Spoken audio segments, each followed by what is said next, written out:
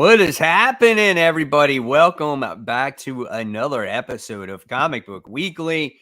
And we're all here this week. Hallelujah for that one. So, guys, I think we're going to have a really fun show for you today. Next to me, I have Comic Uno. Say hello.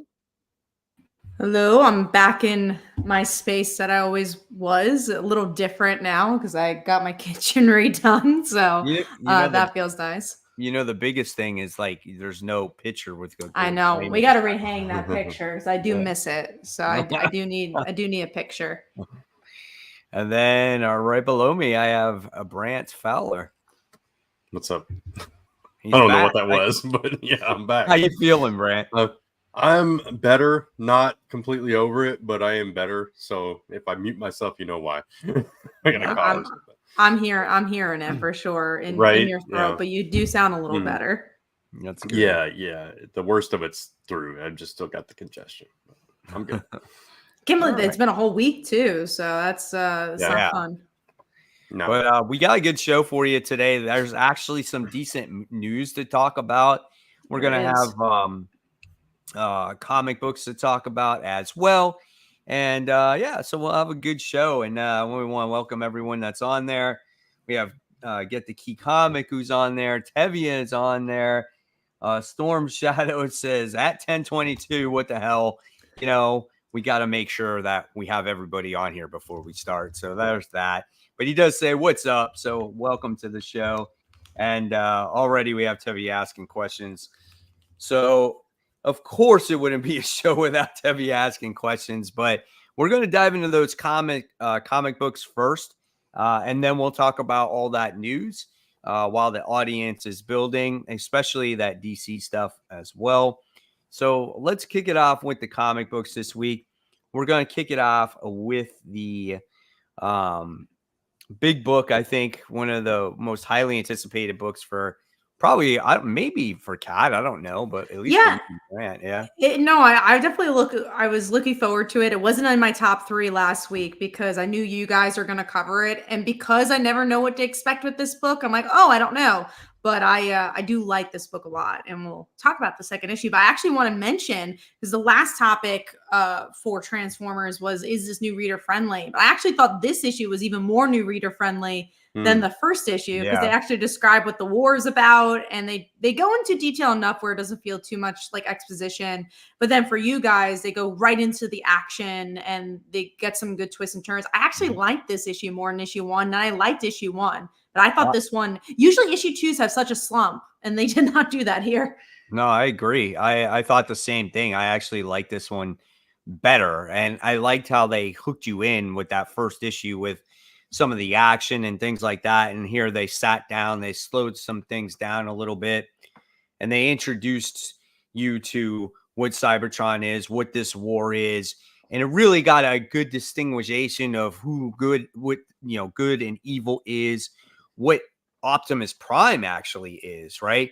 How he cares for life and how the Decepticons don't care for life. And you see that in the very opening scene, how he accidentally kills a deer.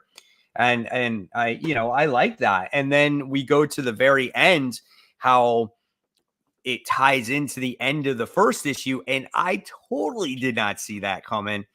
Really good book. I really like this issue, and my boy Cliff Jumper made his appearance in here too, which I was super excited about. Yeah, and I love his aversion to humans. He's like scared of them, which I thought was hilarious.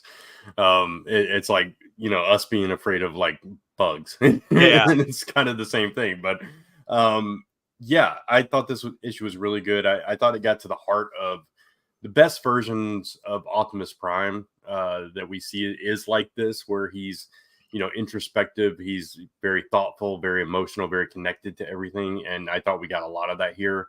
And the contrast between him and Starscream, how they react to the environment and the people and things, I thought was really solid. It showed like both sides of the spectrum completely apart in their viewpoints of this world. And I love this book. Best Transformers I've read in a long time. And I'm excited. We got the little G.I. Joe tease in this issue with Duke flying right at us. And so that was cool. And I'm just excited about this whole thing. So good issue. We do have a question from Storm Shadow. I've been out of the loop for a while. These alternate covers are driving me nuts. What's the best source out there for that cover all the covers? League of Comics, I think, is really probably your best bet. I'm gonna actually League of Comic Geek shows every single comic cover, even like store exclusives and things like that. So I would definitely. I'm actually gonna show it here. So if you go on, let's say, Immortal Thor, if you scroll right down, right here, other covers, that's where you're gonna see all the variants. Yeah. And then to purchase them, I think still Midtown's good. They have a pretty extensive list of variant covers and stuff. You can't find them in your local store. Yeah. Sometimes like my local shop, they actually send me an FOC letter. And so and it has highlights of variant covers that they're going to cover or get in their shop. So then you just ask for the ones that you want. So not every store is going to have them. Yeah. Speaking of G.I. Joe, I did want to. I listened to the show. I was telling you guys yesterday. I was listening to the show, and G.I. Joe issue 301. I don't think it's connected to the Energon universe, Cat. I think it's a separate thing. Yeah. It was so funny. I was telling that to Mike right before you came on. So I was like, wait, I think that G.I. Joe is connected to that other run. So I was like, I'm going to probably not. I'm definitely not going to get that one, but I will get the Williamson one because that seems very brand new. I do think this G.I. Joe is going to be pretty much what you were getting before because it's the same creator and they're numbering it the same way. Yeah, same writer that's been writing it since the Marvel run. So, yeah. We also have Spider-Man who says is Midtown's price is good. They're pretty much what you would get at your local store from what I can tell. It's, they're not upping any prices. Yes, sometimes slightly discounted. A lot of times they have sales and stuff. There's other sites like TFAW and different ones that you can check out. Yeah, Tevia says he thought it was connected, but no, it continues from the last run. What's connected is the Duke series and the Cobra Commander series and their mini series, and that's all they said for now. So there could be more in the future. I'm sure with this, I was looking at Bleeding Cool because what's interesting, and maybe not everyone knows this, back before COVID, you were able to actually track the sales of how comics were doing physically, not digitally, but physically. But after post-COVID and everything that happened with Diamond, you can't anymore. But Bleeding Cool does have a list where they ask 30, stores and say, hey, what sold well? And on that list, Transformers was number 2. And number 1 was Batman. It beat Amazing Spider-Man. Well, that's surprising right now, but I'm surprised it didn't outsell Batman though. But Gotham War probably. I mean, it's Batman. And also that's just from 30 stores. That doesn't mean that Batman is winning everywhere. It could just been maybe those stores are all in cities. Maybe they're not in town. I think there's a lot of different aspects. Maybe Batman didn't completely win. It's just to kind of know what's going on with the sales. But obviously we don't know anymore. Right. That's like what, an 8 to 10% sampling of the stores out there. Yeah. But it was interesting to see because it just shows how well Transformers is doing, which the point being, I'm sure G.I. Joe will get more if it does just as well. With Williamson on board, I really think Duke could, I won't say be as big as Transformers, but I think it will be a very good follow-up. And I know I'm excited for that. I don't know if I want to say I might like it more, but it's going to be hard because this book is so good too. And I like both creators for different reasons. I think Williamson does such a great job with character. And I think Johnson does a really, really good job at balancing it all. He's more the mainstream creator. He knows how to make, he's kind of the MCU of comics where he knows how to kind of make everyone happy. Cause you're here's some action, here's some character, here's some wonderful art. I think he does a really good job at reaching the masses in that way. Yeah. That's cool. Yeah. I mean, I'm crossing my fingers that Duke will be good and Cobra Commander and all the other stuff that he will be putting out, Yeah. Transformers outsells Batman at my store. I know that Transformers did really well at my shop too, and they sold a lot of the variants and I bought a lot of the variants, but I know other people did too. So I don't know. Yeah. But Batman is Batman, and Batman usually tends to sell no matter what. So, Yeah. Right. And also, there's just probably more people who've been reading Batman for decades and decades that read comics than maybe 80s fans that grew up with Transformers. And I guess the bigger question is Transformers bringing new fans to comic book stores? That I'm not sure about, but I would bet you once it becomes a graphic novel, when you get the trade, it will get more people in the comic book store. That's my bet. I would definitely say it's bringing people that never tried Transformers like yourself into Transformers at the very least. But yeah. Right. For sure. We'll see. You know what's good about that book though? Like, it really shows you if there's a writer that's passionate about certain properties, right? And like, so them Daniel Warren Johnson like grew up to that. Yeah. So he feels that he needs to do that book right. And that's the problem with, like, I would say, like, say for instance, maybe Marvel and DC, where you're like, hey, do you want to, let's put you on this particular book. And if they don't have any history or passion about those characters, they're not going to write it the same way. Right. So, yeah. See, I wonder also what the editorial situation is, because we know Marvel and DC loves to be editorial about everything. But I think, having Skybound have these properties, but them being an independent creator-owned company first might really help be like, yeah, do whatever you want. Create the thing you want. We won't really be in your hair that much. So I wonder why, maybe that's why we're also getting better properties, because they're just not in the way as much. I mean, and also like Robert Kirkman collaborated with Daniel Warren Johnson on the whole, Void Rivals Transformers thing on connecting it right from the very start. And when you look at Robert Kirkman, same thing. He knows what Transformers is too. So it's kind of like, I don't know, they're all on the same wavelength with it. I just feel like they communicate with each other. And that's something that I don't know if Marvel or DC do that so much anymore like they did in the old days, where here they're like, they want to handle this really right. They want to make it right for the fans, Yeah. And I also think when you have a licensor that, I don't know, in Hasbro's case, I think they've always been kind of open to new ideas and stuff Look with at their Power properties. Rangers. And yeah, exactly. And putting it in the hands of a creator that, a publishing brand that's like behind Walking Dead and Invincible and the success they've had, and being able to connect to audiences across age spectrums and all that stuff. And I feel like there's probably a lot of trust there from Hasbro to, hey, do something different, do something unique, and make it cool. So yeah. So we'll see what happens with issue 3. We'll see what happens with G.I. Joe. And definitely looking forward to it. All right. So speaking of Batman, so we're going to talk about Batman issue 139. I thought this was better than what we've been getting. But it's like, even though we haven't seen Joker in a while, I'm just kind of like, it's another Joker story. I'm just like, I don't know. I mean, I thought the artwork was good. I thought the story was okay. I don't know. What'd you guys think of it?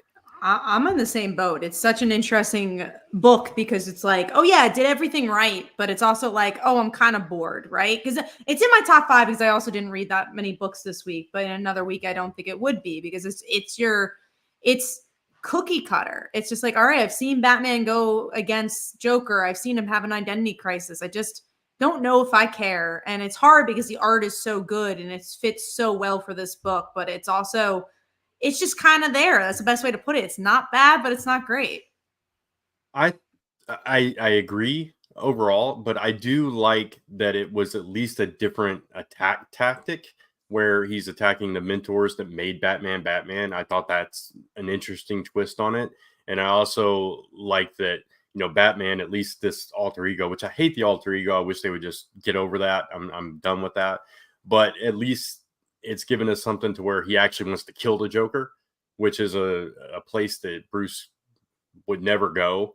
And seeing him being helpless against that urge, I think at least there's some interesting elements in this story that make it a little unique. But Mhm. you know, at the end of the day, it's just going to end up like all Joker Batman stories end up. I agree. What'd you think of like him now living in an apartment and having to disguise himself going to this apartment now? Well, I think that was kind of built into this Yeah. version because he lost the mansion a little while ago. Yeah, he lost the Um, mansion, but then he was also in that other place, and now he lost Yeah. that, and now he's in just some random apartment. Yeah, it's the thing is he's like going off the grid to, you know, separate himself from the Bat family and stuff, but the Bat family learned under Batman. They're detectives. They probably know where he is already anyway, so what's the point? Is my only thinking about that. I mean, Right. it's cool to see him go to ground, but at the same time it's like, was there really a point in that? So I mean, so and what do you think of like based off of the events of Gotham War? What do you think of what him events? being disconnected from the Bat family though? He has no access to anything I now. feel like that's so yeah, boring. Like it's It's- so I feel I like agree. it's so deconstructing of the character that is it just a safe way for Chip Zdarsky to be like, okay, I don't have to write anybody else now. All I have to Pretty write much, is yeah. just freaking Batman.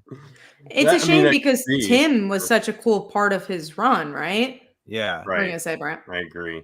No, I was just gonna say, like, it's funny to me the success of the webtoon where it's all about the family, and then here it's like, let's just get rid of the whole family and just And focus what's on more Batman. successful, the webtoon, you Right. know, like it's like Right. more people.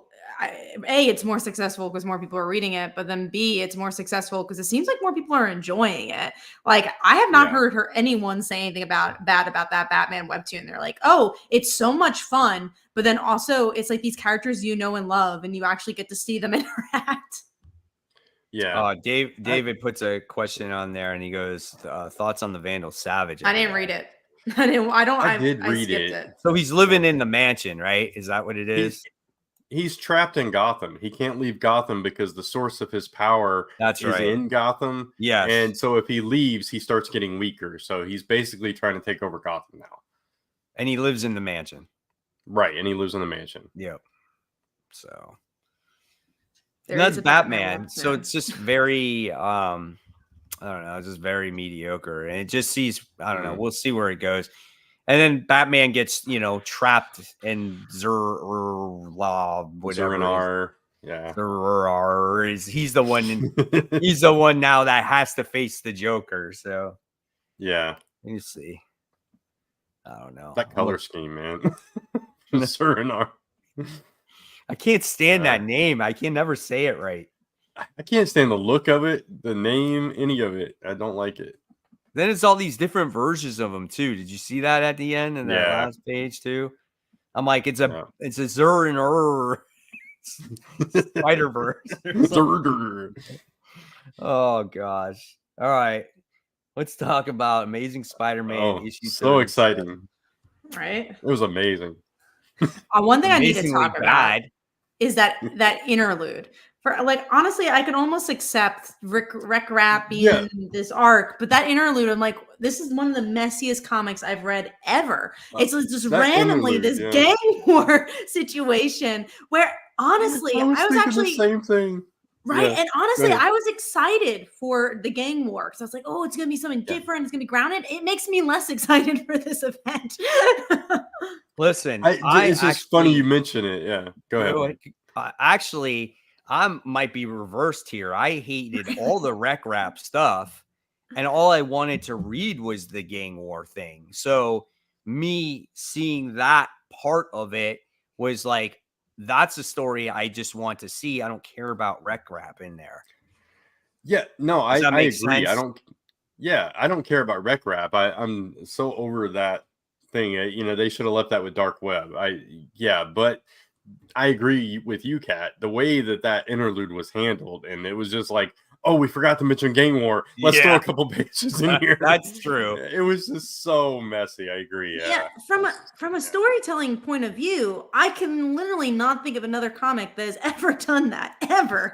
Like, and we've been reading comics for a very long time, and I literally can't tell you any comic who's ever done that. It was weird. Yeah. It really feels like it was like, oh, we forgot to put anything about gang war in there. This is supposed to be a prelude. All right, let's commission those 2 pages. Let's get that up. Or one page. I don't even know how much it was, but yeah. The interesting part of the story, the main story, not the gang war part, was like, did you notice how Norman was an asshole to Peter? Yeah. Yeah. So that shows you that I think him creeping back into the Goblin thing is coming back, though, because he blew him off. No matter what happened previously, right? He would always help Peter, no matter what the case. And he was like, I have all these other people to take care of. I don't need you to come to me for your problems. And I was like, oh, dang, he was really short with him. So that was an interesting tidbit there. But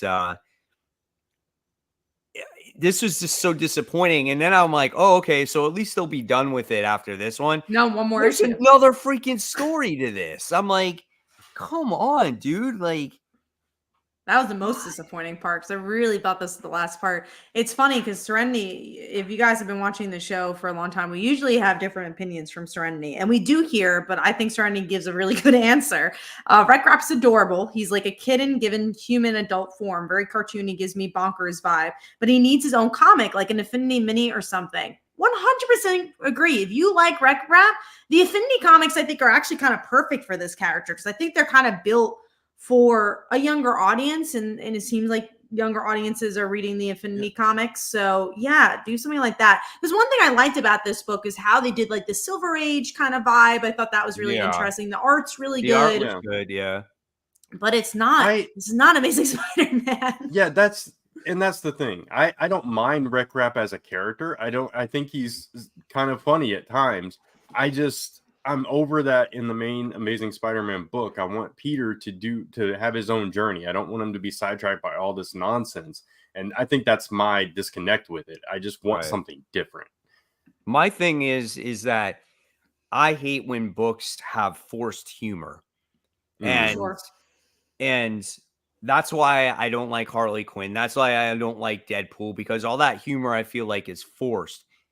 And Wreck-Rap is the same thing. It's forced. In a Spider-Man comic book, right? Who's supposed to be the quippy one? Who's supposed to be the funny one? It's supposed to be Peter. We don't need some guy, some imitation, like overpowering him. And so it does make sense what you guys say. Put him in a kid's book. Put him in an Infinity thing. Make it a digital comic. Whatever the case may be. There's a place for him, but it's not here. It's not in this title. Look at Jeff the Landshark. I think does a great job. And obviously Jeff was actually a character that people wanted, and I think that's a big difference too. And why that comic does well is because you built him into a book, but also he didn't overstay his welcome. He never was really a main character of West Avengers. It's just that people liked him and you're like, oh wait, maybe we can make this little Infinity comic. And his character fits very well for something like that. It's kind of like Lucky from Hawkeye. So it's just, he feels very forced. I don't love the humor. I think the art's really the only great side of Wreck-Rap. And I don't know. It's so sad to see an arc so good turn into this, and knowing it's going to happen. So when we read that arc, we almost said our goodbyes. We're like, we know this is the end of enjoying Spider-Man for a while. And obviously we'll talk about the news with Spider-Man and all that. And we'll get to that, because I'm sure everyone in the comments are like, how about Spider-Man? We'll get there. Yeah, we're doing comics first this week, guys, and then we'll dive into the news. Brent, you're gonna have a lot of thoughts on that one, and look at the writer for it too. So. Yeah, new news stories that I did not see for the people out there. It was released like 2 hours ago, so I don't blame you. Okay. All right, so let's go into our number 5. Kat, what was your number 5? Mine was, I think, Shazam. And again, that's more out of default. I would say my number 4 and number 5 were default picks.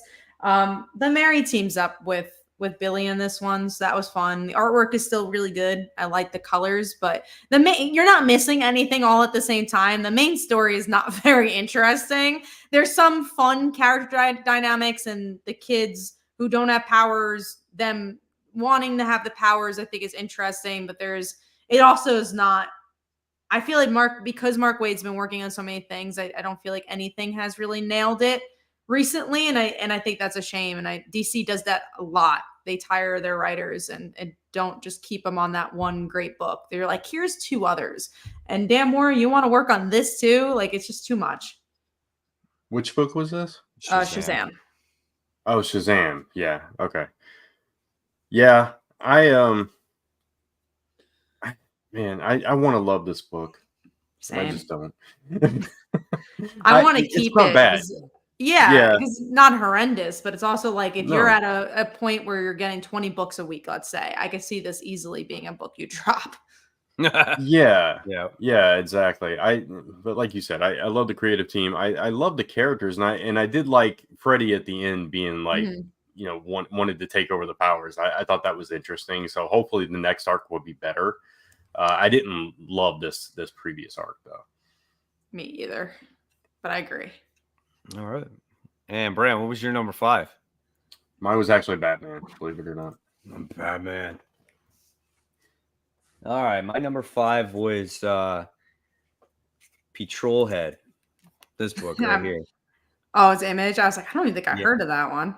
Yeah, I didn't either until I went to the shop, and I thought it was really cool, man, because it's just like this world where Earth is obviously climate control. Earth is basically dead at this point, and it's surrounded by domes, right? And so this world is entertained by these cars, right? And they're like robots, and they like race and stuff like that. And it's this whole story on like how these things wind up getting extinct, except maybe for a couple robots. But then there's this renowned scientist, as years has gone by, he has this way of solving the pollution crisis or whatever it is, and they're relying on him. They basically kept him and his daughter prisoner so they could figure out this problem. And he's feeling the pressure, and it looks like that these guys escaped, like the daughter and the father. And this robot that was once this, you know, huge racer finds them, and now they're chasing after him. The artwork was gorgeous in this book. The action was really good in this book. Overall, it was a lot of fun. It was something that I had no idea really existed, and I picked it up on a whim, and I really enjoyed it. So definitely something different. I definitely recommend it if you guys haven't checked it out. I did read it. It didn't quite meet my top 5, but I did enjoy it. It gave me like 80s vibes. Yeah. It felt like something I would have seen as an animated movie in the 80s. Right. And, exactly. Yeah. So I thought it was a fun first issue. And I like that he protected the humans, but, you know, out of self-interest, not so much to protect the humans. Yeah. I like how he busted out with his car, and he's just like, well, let's go, you know. But I think it's kind of cool. I think it for me, like, I liked it over Batman. I think that's why I picked it, because it was something different, really. Yeah. So I get that. All right, let's move on. Let's talk about God's issue 2. I have this marked, and I can tell you that I got through one page, and I'm like, I'm done. I'm glad I didn't miss anything then. I can't. Guys, this book is like reading a freaking encyclopedia. If you guys know, the younger audience know even what an encyclopedia is. It's freaking ridiculous, dude. I'm just like, comic books should not be like this. With all this dialogue in here, I'm like, this is a snooze fest.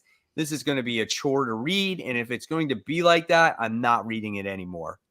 Especially with characters you don't know. They're new characters. Yeah.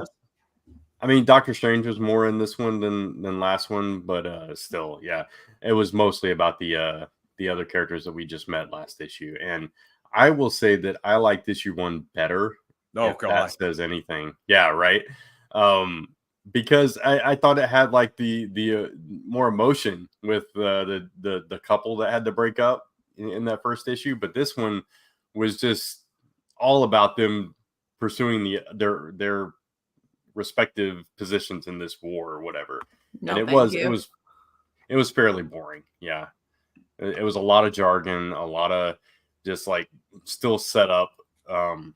I think the most things that happened was finding out like something more about the villain, which I still didn't understand what was going on there. But yeah, It's like, who gives a flying, you know what? You know, I mean, come on, man. There's just the comic can't be that way. It just can't. It's just this book had so much hype, so I'm really disappointed by it. Yeah. I don't feel like anyone's talking about it. They don't want to read such a dense comic book. You know, you need to make these characters enjoyable if they're going to be brand new, and then you're just over explaining everything. It's not necessary. That is definitely what I get nervous about with Ultimate Spider-Man is Hickman himself. But we'll see. I'm still hoping for the best. It's not even the denseness or density or whatever. I don't know what I would say, but it's not even that part of it that bothers me. It's that in all of that discussion, not much is said. That's the problem, I think. Right. No, I totally get that. All right, so let's talk about Birds of Prey. This is issue 3. Listen, guys, I'm not really digging this book. I mean, I liked issue 1 because I liked the concept of how the team was put together. And then issue 2, it took them a long time to discuss this plan. And now issue 3, they're executing the plan. But I don't know. I don't find myself like really intrigued. And I'm learning that even though I did like the artwork in the first issue, I'm starting to feel like that the artwork doesn't really fit this comic book. I think the coloring, because they're trying to go so 90s, it's like, oh, this is a weird look. This book, I'm so flat coloring style. Yeah, very flat. This book is so weird for me because I like it, but I want to love it. And when I say I like it, I think it's like a kind of middle of the road book that I'm reading. And this issue, it's fine. We get, for this week, it's still in my top 5, but I liked seeing them go to Themyscira. I think it was fun seeing Harley Quinn, but there's something about it that doesn't hit West Coast Avengers vibes for me that I'm still waiting for, where the character dynamics are electric, it's hysterical, or there's a real emotional pull, and that's not there yet. But obviously I want to continue to see where this goes, but it's not, I don't love the book as much as I thought I would. I think a lot of it has to do with the art, in my opinion. Like, yes, we talk about the coloring, but the art feels very stiff to me. So, like, when you go and like it's the same artist as West Coast Avengers. No, it's the same artist as Hawkeye. Yeah. So, for some reason, Hawkeye it worked, right?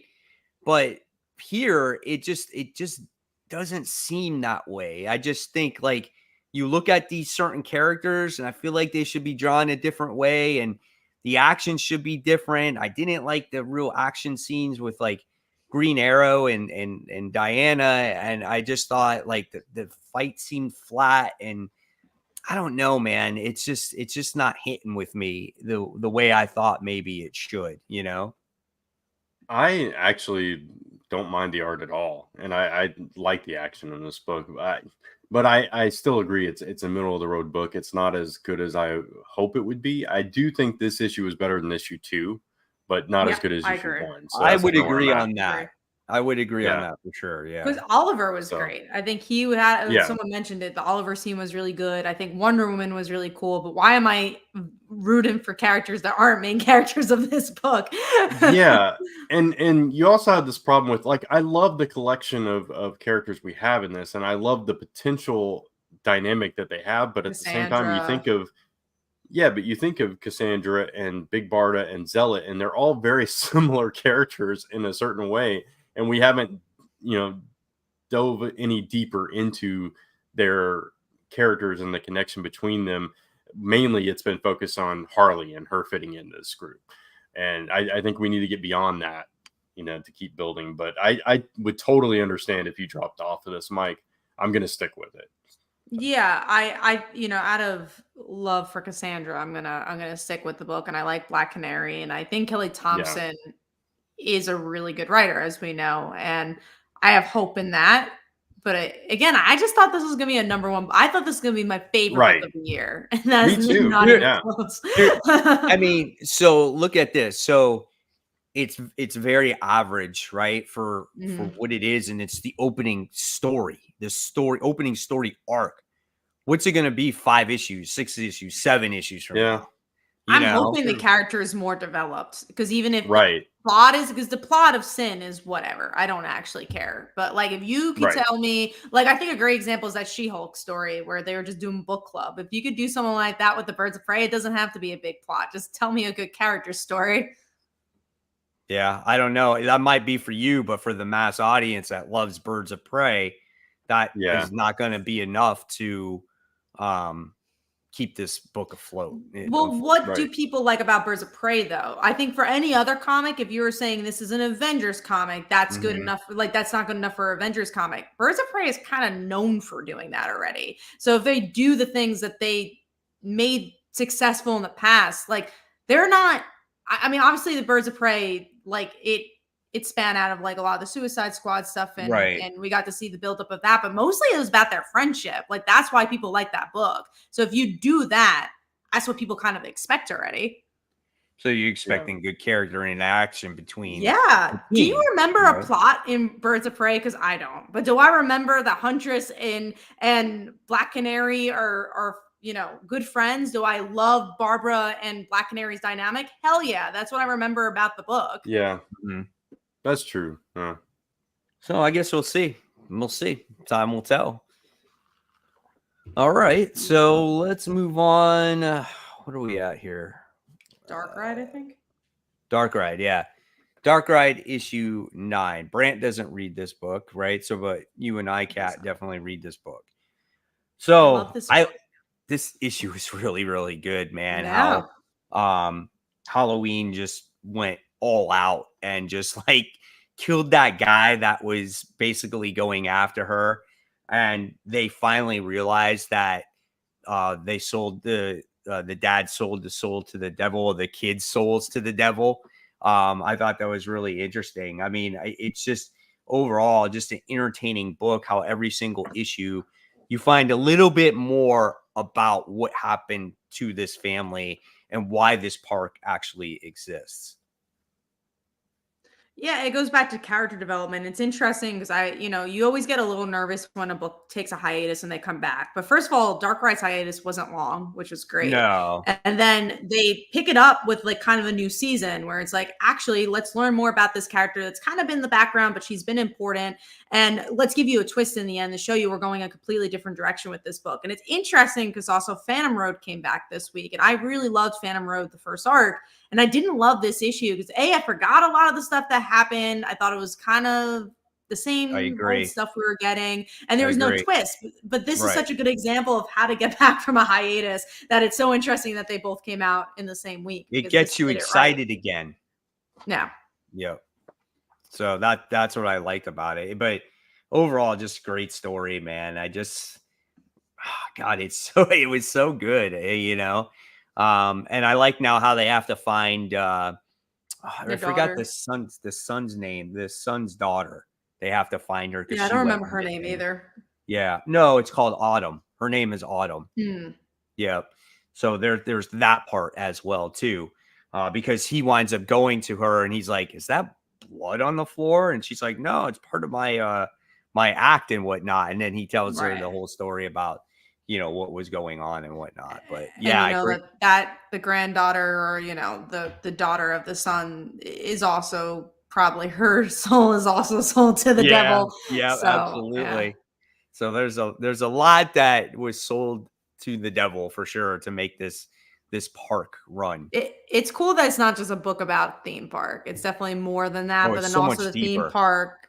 But the theme park makes it very different than other books. It's just Williamson knows how to write character-driven stories and give you a nice twist and kind of really keep the pacing. We've seen that with Robin, seen it with Superman, and we see it with this book. And I'm sure we'll see it with G.I. Joe as well. Yep. Actually, really good. So I'm excited about this one going forward. But you made a good point, though, with the Jeff Lemire book. Because I remember reading it and I'm like, I don't remember what's quite happening.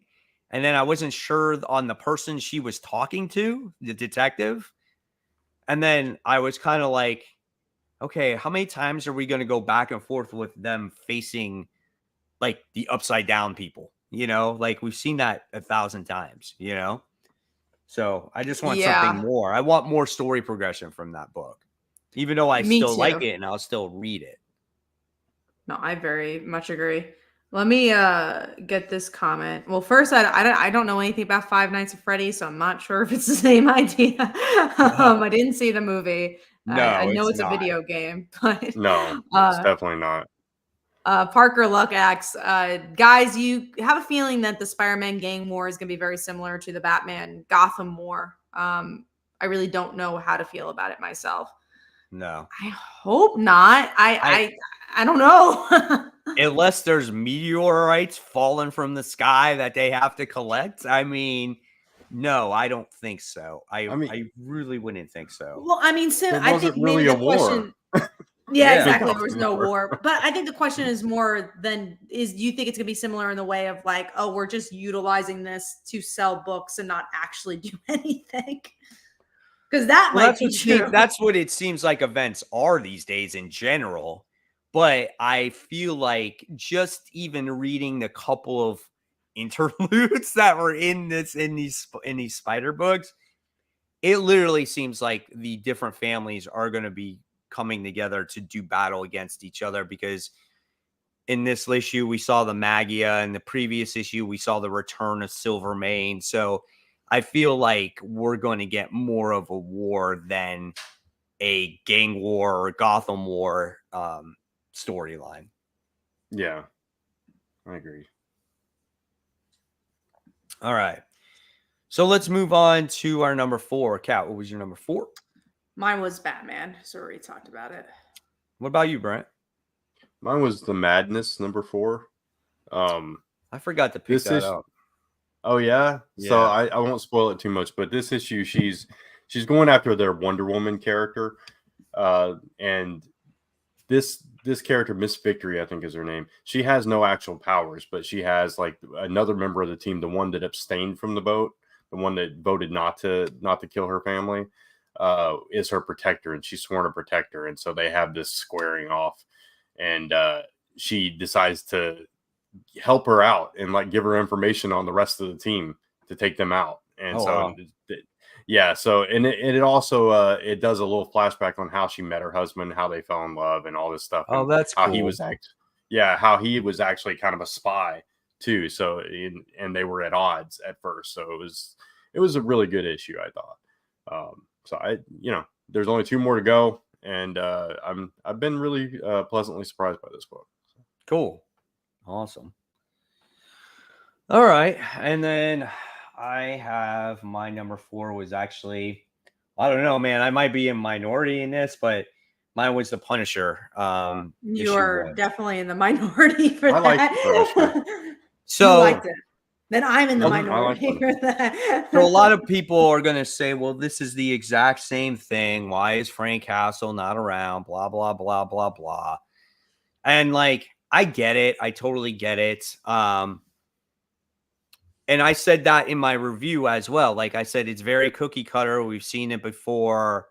The one little twist in there is that he's not trying to be the Punisher. He doesn't want to be the Punisher, right? It's just people are seeing him on the news, calling him the Punisher. Like they think it's the return of Frank Castle.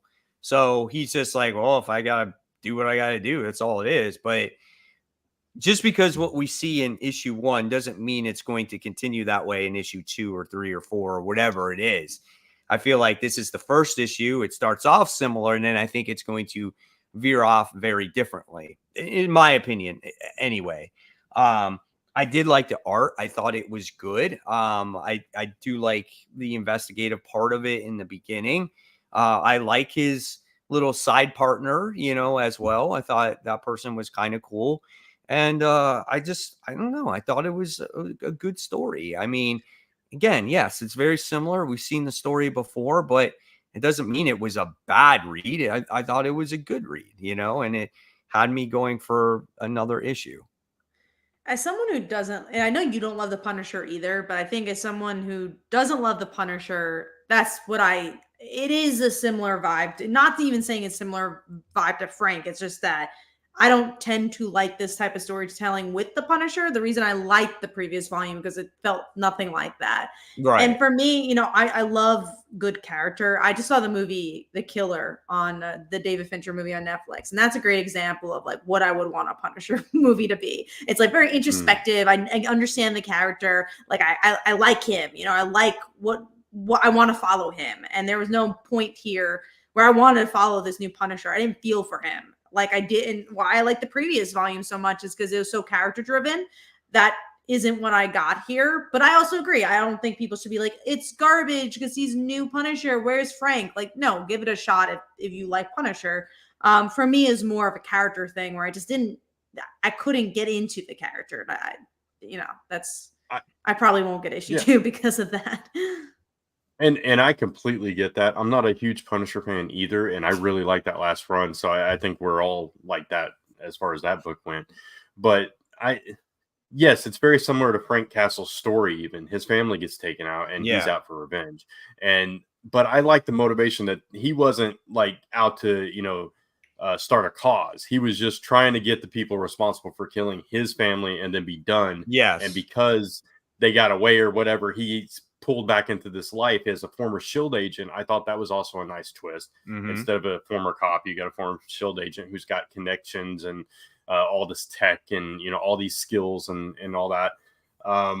It could easily become just a typical Punisher story. I'm hoping they do something a little bit more and we delve into his personality and his past and all that stuff in future issues, and it's not just let's go kill everybody. But I thought this was a decent version of a different kind of Punisher. And I like the fact that he's not trying to be the Punisher. It's like happenstance. Right. So I thought it was a solid issue. I mean, people are just easily to dismiss it because it's the easy thing to do. Not you, Kat, just in general. People giving it and that's why I want to make a big difference of what I was saying about the book is more of like, this isn't built for me, but that doesn't mean I think Punisher fans actually would like this book if they gave it a shot because it's so similar to Punisher. And I agree. I wish more people would give something a shot. I was actually very excited for this book because I'm friends with David. I wish him all the success in everything he's done with Marvel and everything he's done with indie books. And I love what he's been doing. So I wanted to love this book. It's just, it wasn't built for me, and that's okay. But also you shouldn't go into it being like, this is going to be horrible, because you could be surprised. Who the hell knew we were going to love that Jason Aaron Punisher so much? I didn't. I read it randomly and I said, wow, that actually was great. We automatically sometimes discredit things because it's not the thing that you liked the most when you read it. You know what I'm saying? Or it's the character that you grew up to, that you read issues and issues and issues of, and I get it. We're all set in our ways, in certain characters and whatnot, but sometimes it's like, give it a try, be optimistic. Don't automatically discredit things. Sure, I agree. Honestly, celebrate that Marvel's doing something different, giving us a different character and just reinventing a little bit. Space Case says, Nightcrawler, Spidey, how many drugs were consumed for that idea? And then Storm Shadow says, I actually like that book. And honestly, me too. That's actually a really good example of a book that I first saw. I'm like, that's so stupid. And then you read it and you're like, actually, this is kind of fun. Like who knew this mashup would be fun? Right. Yeah. All right, so there's that one. All right, so we just talked about Punisher, and we talked about Shazam, so we're going to dive right into the number 3. I'll kick it off with Brant this time. So what's yours, Brant? It's funny because my number 3 is actually Uncanny Spider-Man. There you go. I really enjoyed this, but I did think issue 2 was better than this issue. I agree. Because we had a lot of what's his name, Nimrod. And I could have done without that whole section of Nimrod and Vulture. But other than that, I really like what they're doing with Nightcrawler. And this whole out of the blue romance with Silver Sable, I think, is really fun. And speaking of somebody, I think it was Storm Shadow, or no, it was Space. Who was it? About the tail. Let me find the comment. Space. I don't remember. I can't find it now, but somebody said something about how would they not notice the tail, and I think it was an issue too where she's like won't let go of the tail, and she's like, this tail is so velvety soft and stuff, and she's just like obsessed with this tail. I think it's pretty funny, but I like this issue. I like Kurt anyway, and I like that they're like kind of picking him apart. Like he's just like having fun. Going out there speaking like a pirate and all this stuff, and then this romance side of it, and just the whole Nimrod stuff. Again, it's a little boring, but the book in general I think is really good and better than, like you said, Kat, any of us ever expected it to be. So it has a fun vibe because it is so X-Men, but then it is also so Spider-Man. So if you like both franchises, I think it's a cool mishmash. I also agree. I don't think issue 3 was the strongest, but it is a middling issue where you're like, you kind of got to get to the point type story. But yeah, give it a shot. Like and also because it's the writer who's been writing Nightcrawler, it actually develops the character. So if you like Nightcrawler, you're actually getting story from him. It's a fun book. Look, is it gonna be top 5 book of the year? No, but that doesn't mean I'm not having a good time with it. The art's good. I'm so pleasantly surprised by it. Yeah, solid comic, solid book. I enjoyed it too. When I opened it up and the first page is them doing it like a Batman and Catwoman did in the New 52, I'm like, what is happening here, man? Like, I didn't see that coming, you know. But I agree. It was though a little slow for my taste because there was a lot of exposition in there with, with their relationship. And like Brant said, the whole Nimrod situation. And I think with that combined, it made for a slower issue, but I think it's like it's a bridge, right, to get to the next exciting part of the story, which you did see at the end as we got to see some of his friends that are possessed by that new vulture tech or whatever it is that they're possessed by. Yeah. The Warlock, right? Yeah, exactly. From Warlock. And I thought it was cool. I mean, I liked it. And like Kat said, it doesn't have to be the best. It's not bad. It's entertaining. It's fine.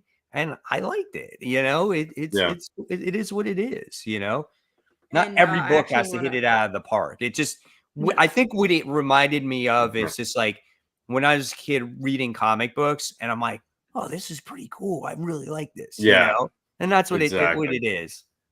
Yeah. And I also read like 2 and 3 back to back. So I was just like on the high from 2 as well. But yeah, go ahead, Kat. I was just going to say Storm Shadow says same thing. How much do we have to recycle old stories? That's also a big point of why I like Uncanny Spider-Man, because it's just so different than what you've ever read. And, how can Marvel reinvent itself? And it's hard. And we're seeing that with a lot of the flagship titles, especially. But it's kind of fun where you get this book that's allowed to kind of escape the big name of Spider-Man. They're allowed to do whatever they want. And that you feel that in this book where you're like, yeah, we have Spider-Man in our name, but it really is a book where the writer's telling its story, Mm-hmm. Yeah, absolutely. All right. And let's see, Kat, what was yours? Number 3 was Birds Prey, where we talked about it. Gotcha. My number 3 was a book we also already talked about, and that was Dark Ride. So we move on to number 2. And Thanos. Yeah. You gotta talk about your Thanos. I didn't read it, so. Oh, this is sucky. Brant, you read this? It was that bad. Yeah, I read it. Come on, yes, it was. It wasn't that bad. I mean, it was no like great book or anything, and it didn't really get interesting till towards the end. But that was interesting. Hey guys, we're Doctor Strange, and we're the Illuminati, and you got to come with us. Okay. I like the concept of the Illuminati. I always have. I like that they have to fight Thanos, but the lead up to that was rather boring. Telling it with a character that nobody knows. Yes, I agree. There was a lot of exposition in this book. Yeah. Emo character that likes The Bachelor. And we got like 8 pages of that. Look, a person who likes The Bachelor, there's a lot of story to be told there. Thanos doesn't even appear in the book until the end of the book. and he doesn't even say anything. Like, it's just, I don't know. I just, for me, I was expecting something much different than what we got here. And when I agree. When I see Thanos, this is not what I expect. It really isn't. And this was just a disappointment for me. And, you know, I didn't care about this girl. She wasn't interesting. I guess maybe she might be deaf. Maybe she's supposed to be deaf, but in like girl form. She goes back to the pharmacy that she worked at, and you get this stupid intercom that's constantly like playing freaking music and shit. And then it's like, oh, come to over here. And it's so, oh my God. I didn't like this book. It would make sense if she was deaf, because Thanos has that past with death. Right. So yeah, that would make perfect sense. So because they're like, oh yeah, there's something special about you.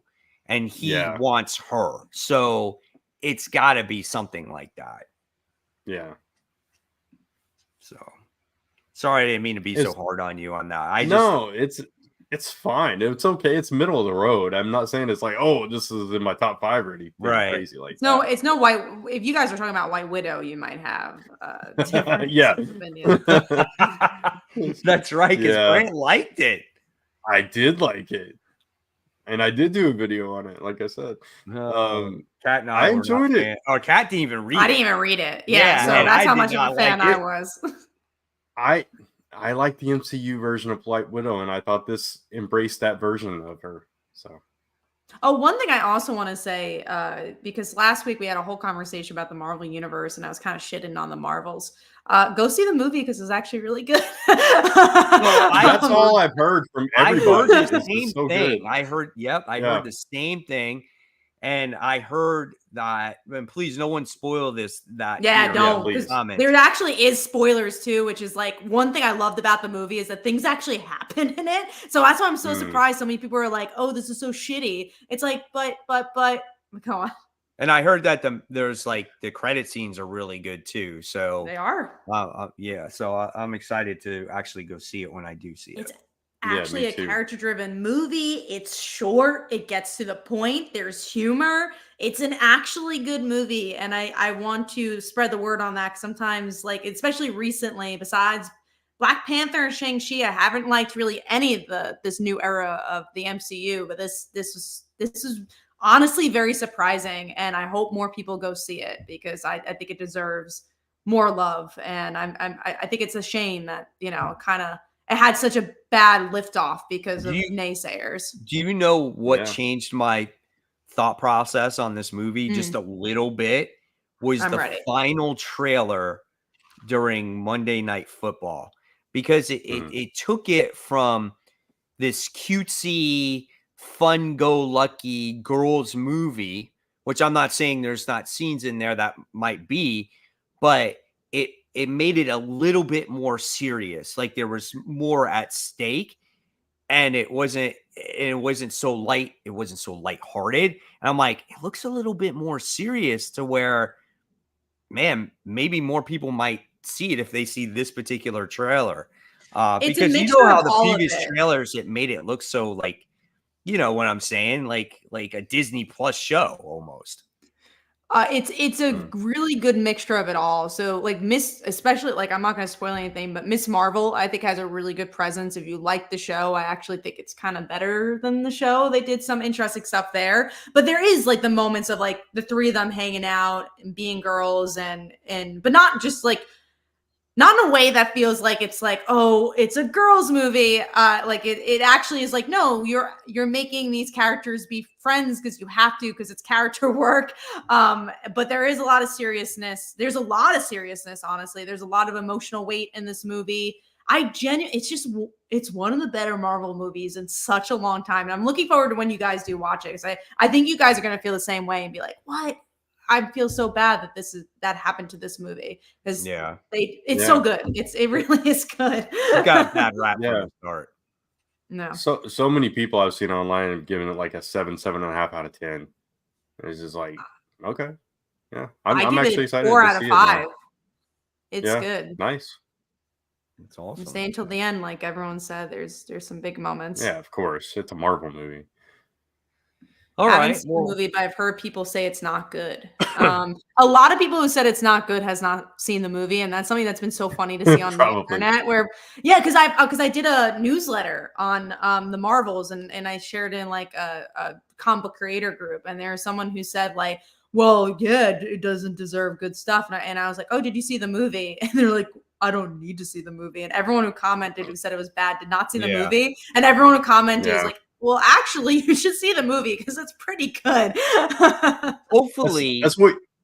Yeah. Go ahead, Mike. hopefully it becomes word of mouth that this movie is Yeah. actually good, and sales will increase as time goes along, and it Or will Disney Plus. hang around. Yeah, or Disney Plus, but you would like it to do well in the movie theater and gain momentum, you know? What were you going to say before, Yeah. Brant? I was just gonna say it's kind of similar to what you were saying earlier about the comics, Mike, just prejudging stuff without like really giving it a chance. Yeah. And that's so much of what many people do. Yeah, Unfortunately. absolutely. All right, let's keep moving here with the comics because we got a lot of news to talk about. We're gonna go on to number 2 because we talked about the other books. So, what was your number 2, Brent? Punisher. So we already talked about it. Sweet. Cat? Mine was Transformers. We already talked about it. Mine was 8 Billion Genies Wish World. So I finally got a chance to read it. I got it in the mail. I read it in the car last week, and I love this story. So it was so good. And it was about a boy that, well, the time period is from when the wishes first started, that initial, when the genies appeared, to 8 years later. That's how long this boy was around. And his wish was to see, and because he was blind.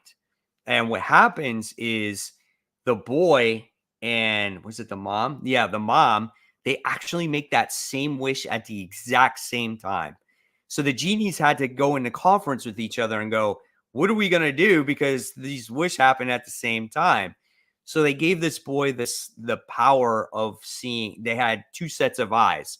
One eye of seeing normal, but one set of eyes could see the future and all these different realms of possibilities. And you get to see the journey of this boy and his mother through 8 years, all the way into the very end of what happens to this boy.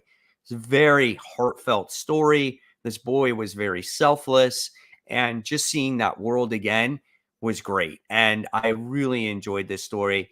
This is a book that Charles Soule could have thrown together and just say, I'm going to make $30 off of this or whatever it is.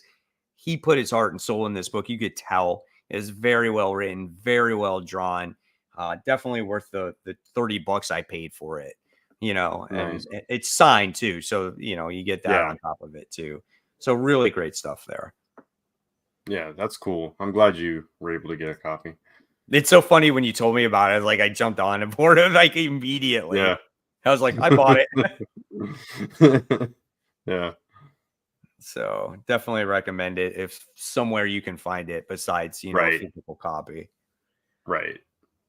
All right. So let's talk about midlife. Midlife, How to Be a Hero at 50, issue 2. I was the only one that read this one, right? So oh man, I didn't even notice. Well, because I had marked it at first, and I was like, "Oh wait, I missed it. I didn't even get it. I forgot about it." Oh, I just saw it on the list. I was like, "Oh well, yeah, I got to read that." And then I was like, "Oh no, I don't have it." It was cool.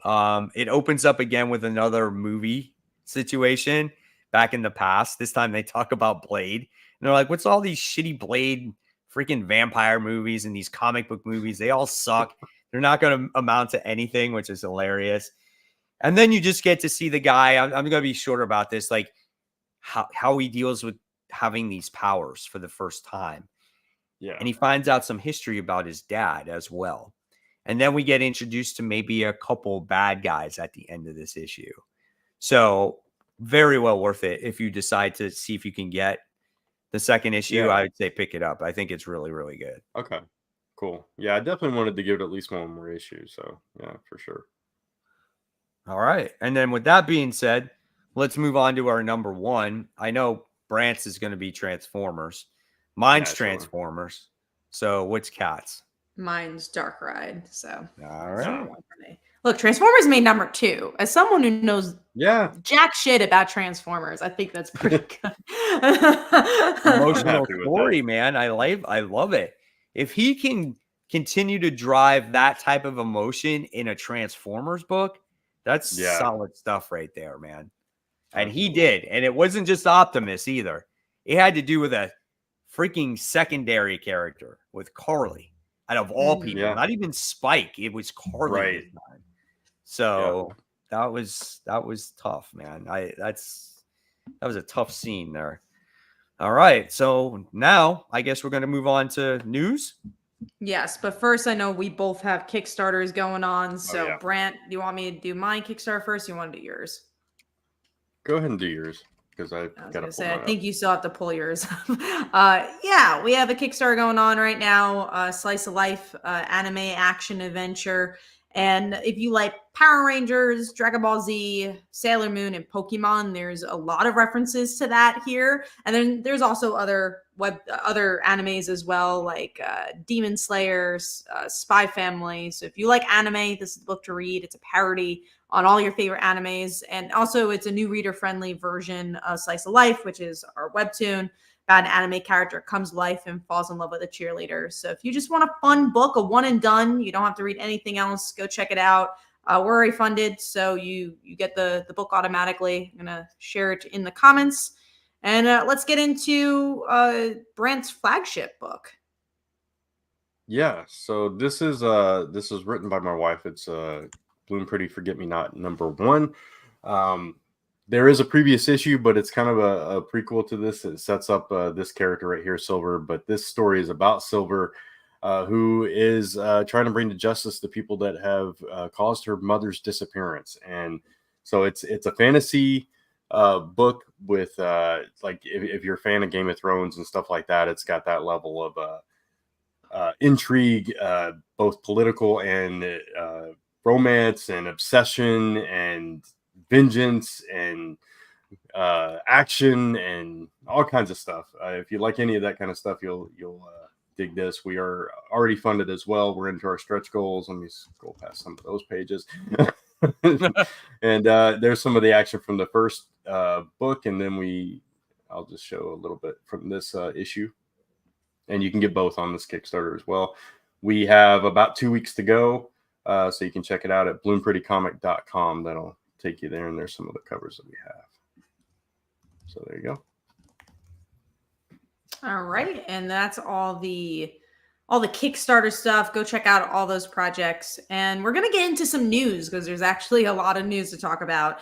And we're gonna do the media first, and then we'll get into our big topic and all the other bigger news pieces that came out this week. But Marvel's only releasing one movie next year, which I think is a smart idea. I think, simmer people in. And also the movie, I'll read the other comment too. The movie being Deadpool, which, if any movie is going to do well, hopefully be Deadpool 3. I actually think this is a pretty smart move from Marvel as they kind of shift things around. I agree. I think it's a strategy that they need. It goes from oversaturation to people wanting the movie, looking forward to a movie. And if there's a movie that they'll be looking forward to, it's going to be this one, right? And so obviously there's going to be Deadpool, there's going to be Wolverine, there's going to be probably many cameos of different characters in this comic book as well. And shit, if you do throw in Taylor Swift in this thing, this is going to be like $1 billion movie. Oh my God, and Taylor Swift is Dazzler. People are going to go, look at how she's been doing at the AMC. I did not go see her at the AMC, but no, I hope that rumor is true though. I really do, because I think that would be so cool. It's perfect, and it's so easy. Yeah, it's so easy for her. It would make perfect sense, and it would make sense for the studio to do that, to just sit there and say, if we put Taylor Swift on our movie, people are going to want to see it because everybody's money. Yeah, it's a ton of money. They'll make their funding easily, So Yeah, no people, question. even if she's there for 2 minutes, yeah, she just sings a you don't have to song. promise anything. Yeah. Yeah, it'd be crazy. Yeah. Infamous Mike Manhattan X, isn't Sony releasing Venom 3, Madam Web, Yes. and Craven? Yes, but they're not MCU films. So Deadpool is considered an MCU They're film Sony, now yeah. that Disney owns Right. it. So, and also a lot of those have been shifted. I know Madam Web is, well, first of all, supposedly the trailer comes out tomorrow for Madam Web. And then Craven was literally supposed to come out in October. So they shipped it almost a whole year. Yeah. And then Venom 3, I Yeah. think they're shifting around too. November. Yeah, It goes from, Venom like, got moved to summer November. Yeah. Yeah. So who knows if they're actually even going to stay in 2024?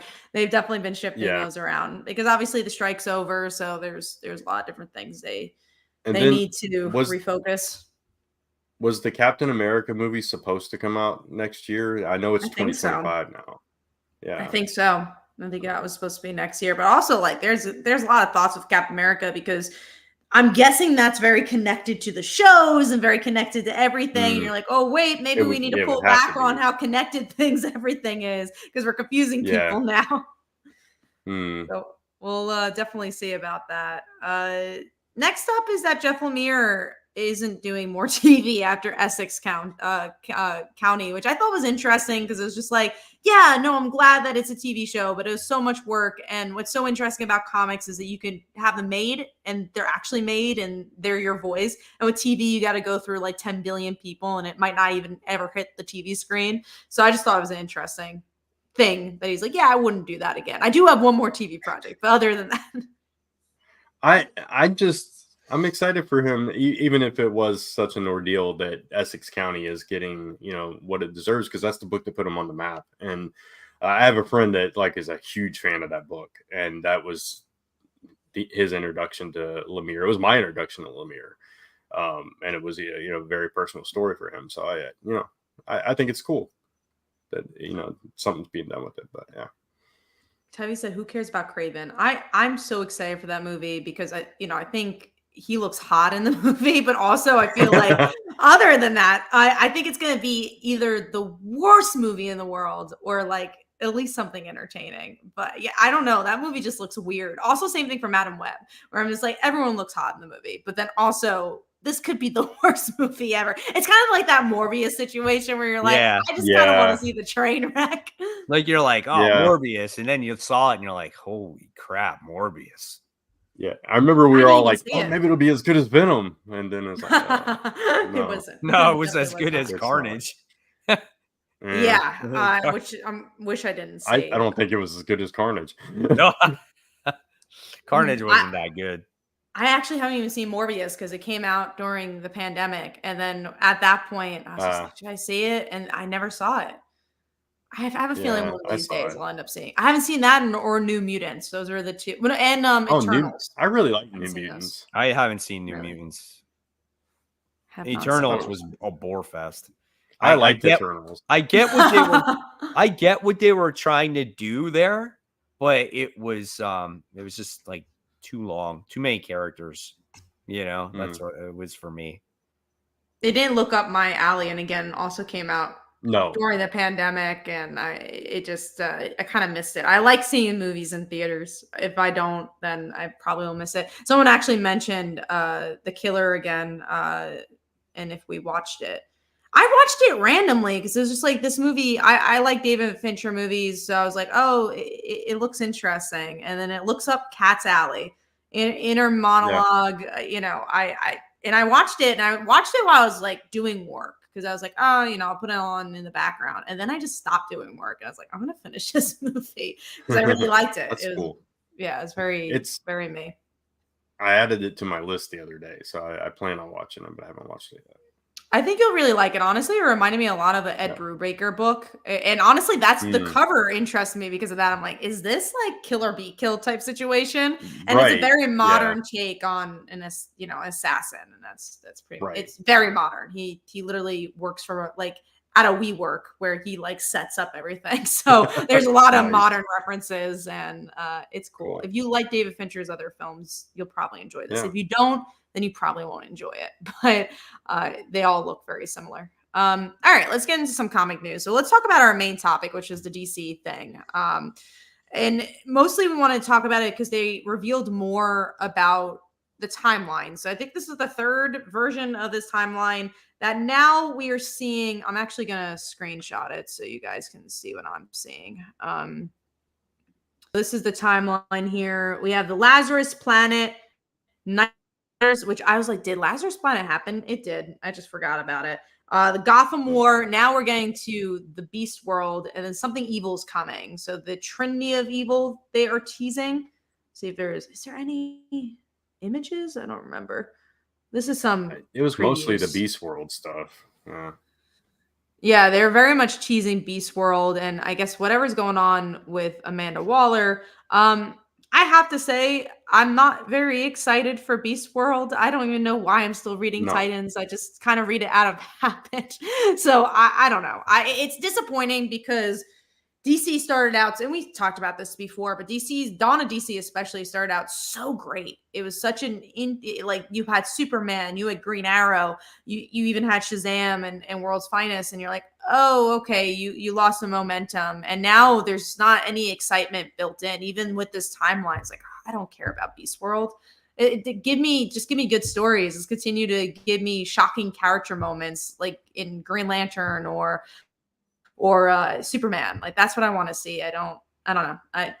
It didn't excite me. Truly is the dawn of DC. It's nothing. It's just I felt like they put a banner and they're just like, well, here's a few new titles and then that's it. And it's like that's what it feels to me. There's no real dawn of anything. No, it's like, oh, Rebirth sold us a lot of books, so let's put another tag on it. That's all it was, really. Right? They gotta make it exciting. I'm not excited. Yeah, I'm not excited for Beast World at all. Titans, unfortunately, has been a little bit boring, and the lead up to Beast World's been a little bit underwhelming. So yeah, hopefully something evil is coming? Is that what it said? Hopefully it's like good. the Trinity of Whatever Evil. it is. I think John's involved, possibly made Dreamer. I'm not sure. It might be related to action.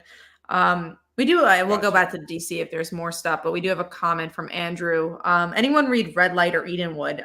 Interestingly enough, I think we weren't on when Edenwood came out, and I didn't like it. But I'm sure it feels up your guys' alley. I feel like you guys. I read probably Red Light. I talked about it. You didn't read Edenwood?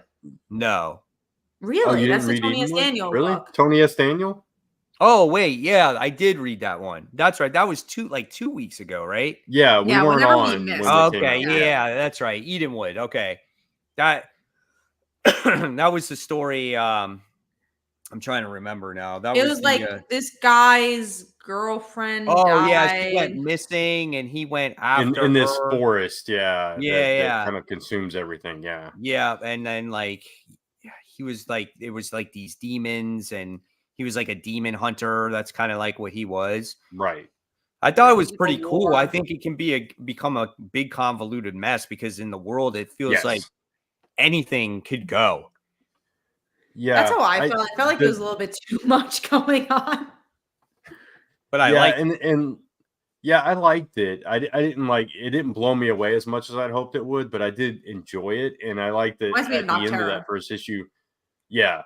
At the end of that first issue, you're not sure if it's the guy or the guy that was with the guy that comes out at the end. So yeah, right. So yeah, it's got a lot of potential, but we'll have to see where it goes.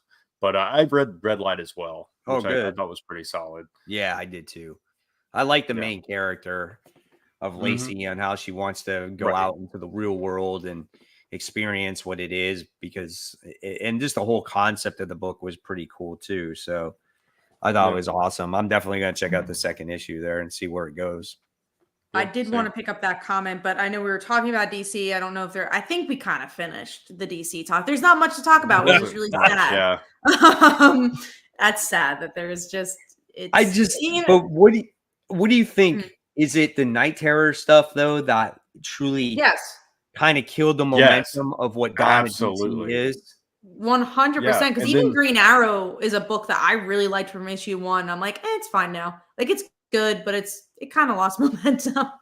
Yeah, and it's like now, right after Night Terrors, we had this whole Gotham War non-event, and so everything's just kind of, yeah, like you said, Kat, you're trying to pick up. Oh, where did this book leave off? And then it's like it lost all that momentum, all that excitement, all that fervor behind it. And it's like, okay, they're there now, and then you get like books that I know you didn't like it, Mike, but I also liked Supergirl special last week. I think you liked it, Kat. Yeah, And it I'm was my like, pick of the man, week. where's this? Like you said, where is a Supergirl book at this? That's what I want. Like, tell us those kind of stories and stuff. And it's like, yeah. But the problem is they're so busy on trying to do these events and crossing over with the other books, and then it just You're interrupts losing everything. people. It's the same exact mistake they made 10 years ago with the New 52, and it's so interesting that they're doing it again. Yeah, and it's interesting because the first couple of years in New 52, they had no events, and that was kind of like a decree, no events for the first little while here, and it was better. And then when they started doing event after event after event, it's like I don't know. That's a trap that Marvel and DC both fall into way too often. Sure. Unfortunately, they really do, because it picks up sales. It's like doing a new issue 1, and it makes things exciting. But you know what make things exciting? Honestly, I don't even mind the relaunches. I'd rather you tell me an arc in every miniseries. Just tell me good stories, because at that point, if you want your issue 1s, I don't care. Like you did it with She-Hulk. Like it's the same series. You just made it another issue 1. But at least you're telling the same story. But that second issue 1 was kind of lame, though. Because you got to catch people up and everything. But for right. people who have been enjoying She-Hulk, and I know that's not all of us here, even though I love Rainbow's writing, they probably continue to like it, because it's what they've been getting. But also, I think something that She-Hulk made a mistake of is there was no status quo change in issue 1. They probably should have made a little bit of a status quo change. But yeah, no, I think like Robin's a good example. It gave you 12 issues. That was enough time where people kind of read that series. And now you have Batman and Robin. Granted, it's not as good, but at least you were like, all right, let's make it more exciting. Add Batman, but it's the same writer. It's pretty much kind of the same series, the way they're trying to continue it. It's a problem, though, when Batman is not that good. So if Batman is not that good, then the rest of your line suffers. Well, same thing with Spider-Man. It's like, I get it. I just feel like there's Marvel at least does have more books to choose from, and I guess when you have DC going into event and it also crosses over, I don't know. But what other books do you feel like Marvel has to choose from? Because I do think I'm a bigger Marvel fan, but I am a DC fan. But just to play devil's advocate, I think they end series they cancel them a lot, Marvel. Whereas they used to have Spider-Man, they used to have Punisher. I think as far as like your flagship titles, like you would assume Superman, Batman, Wonder Woman, those your Trinity, and on the other side you'd assume Spider-Man, X-Men, Avengers, right? Mm-hmm. Avengers is polarizing. Some people love it, some people are kind of a middle ground on it. X-Men, same thing. Spider-Man, not many people are loving. So it's like you don't have a whole lot there. I don't know. I don't know. What do you have at Marvel? I agree. What is? I mean, for me, I would have to look at a list, but it's like top of my head, like Iron Man, I've been saying a lot. Incredible Hulk, I've been saying a lot. Ghost Rider, I've been saying a lot. The Blade series for me was actually it's been actually good. The X-Men main title, I wouldn't say is the best. It's good right now, but it is good. But then you look at Superman and Wonder Woman. I think those are really strong series right now. I would say Wonder Woman is only 2 issues in. I wouldn't say it's the right. But they changed the status quo. They gave their biggest writer on it. They gave the biggest artist on it. That's more than you can say that Marvel's been doing with their titles. It's stronger than it has been in the recent past. I definitely agree with that. Superman's been incredible. Superman's been great. And again, Superman's been good. Yeah. I could play devil's advocate on the other side too. Like I think Incredible Hulk is so good. It's a book I really look forward to every honestly, I did my top 10 comics of the year just for a newsletter I'm doing for the future. And I have so many more Marvel books than I have DC. I had 1 DC book on the whole entire list. And then I had 4 of Marvel, but sadly 3 of them are done. So it was I won't spoil the list, but 3 of them have wrapped, or they are either a mini series or they finished. And it's a shame that there's not the long running Marvel series. Be like, wow, that's incredible. I mean, I did a similar video a little while back. I think it was like last month on like my top 20 books or something like that, right? So I did a top 10 and then I did an honorable mention. And my honorable mention was Spider-Man and like Batman, because those are books that you would think would be in your top 10 or top 2, and they're not. They don't live up to that same standard. And when you look at my favorite books were all indie books. They weren't even in the top 2. So, I mean, it is what it is. You know, they're hot and cold. I think in a lot of ways, when it's come to the big 2, it's changed so much. They have so many different volumes. You almost can't even rate them because they start and before you know it, they're over already. You know? I just want, like, I think Miss Marvel is a great example. It's like, hey, she's kind of running your MCU right now. They're definitely like, all right, Miss Marvel is a big character for the MCU. And you keep saying this with DC too. Like, they did it when Arrow was out and there wasn't a Green Arrow book, but like, where's your Kamala Khan book? Like, I mean, I get you have a mini series and she's an X-Men now, but it's just like, where is the character work? Where are you going with this? Same with Miles. I mean, at least you guys have been enjoying the Miles series, but and we'll talk about the Spider-Man book. But yeah, it's such a shame that they're not. And I think DC is doing a very similar thing where it's like, where's the character work? Where's the series like Green Lantern? Where's the series like Superman? That I think they just been doing a wonderful job at just telling character stories and that feel very contained to the series, but it makes them feel like they're growing. And I miss books like that. And I think both companies have problems with it. Like, obviously Spider-Man's not doing it, but then you don't have your Spider-Gwens and you don't have your Miss Marvels and you don't have your Runaways. I think they've also eliminated their young adult audience completely. Like, I really can't think of a book where it's for that audience anymore. No, and that's a problem. And I think a lot of it has to do too with, like, I hate this. I mean, a lot of it has to do with the writers. I mean, they all left. we go back to the time we said it earlier in the show. It helps when you have a writer that's passionate about the characters. And if you're not passionate about the character, what kind of story are you going to tell? Or you might have one good story to tell, and then that volume is over, and then you try to find somebody else. See, because that's what it seems like it is these days. I think it's the problem that a lot of people left because they're telling their own stories because they got better deals telling their own stories. And I think it goes to, they need to give good deals to these writers. Like, you're making millions to billions of dollars on these Marvel movies, and then you pay a certain paycheck to your creators. It's like, give them a little bit of more stock. If you don't want to give them a paycheck up front, give them maybe like a little, be like, hey, if your character shows up in this movie, we'll give you this. And obviously that's a lot, but I think that would actually give more warrant for writers to, because like, why would a writer want to create a character, make no money on it, and then they'll make billions in a movie? Like, who would want that? Right. Of course they wouldn't work their hardest because you're kind of stealing from them. I agree. Yeah, exactly. I just feel like it's a different mindset, obviously, definitely in the big 2 than it is when it comes to the independent books. I mean, absolutely. I read these independent stories and I love these independent stories. It's like the way I used to love Marvel comics, right? Sure. And it does make sense because a lot of these creators, artists, writers are people that did do those Marvel stories when we were younger. So it only makes sense, you know?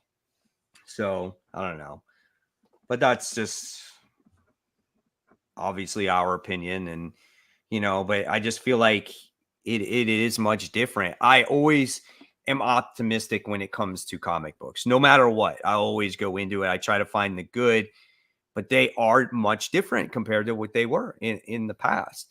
When you have stories that are constantly ending and getting new volumes and stuff like that. It's like, how can you even begin to follow anything that's going on anyway to begin with when it comes to comics? There's things that I forget all the time. And this is coming from veteran comic readers. We read every Wednesday. We read a lot of books. And there's times where I'm like, what just happened there? I don't remember what happened. Yeah.